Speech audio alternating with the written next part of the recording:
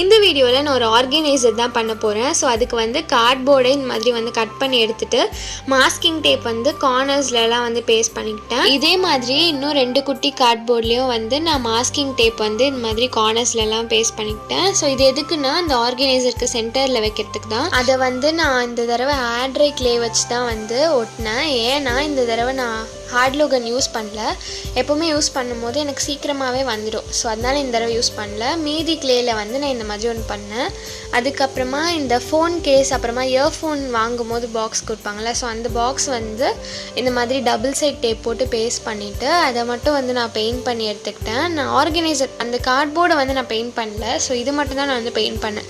ஏன்னா அது நார்மலாகவே நல்லா தான் இருந்துச்சு. ஸோ அதை அப்படியே விட்டுட்டேன். ஸோ அப்புறமா நானோ டேப் வச்சு இதையும் அந்த ஆர்கனைசர் கூடயே வந்து ஜாயின் பண்ணிட்டேன்.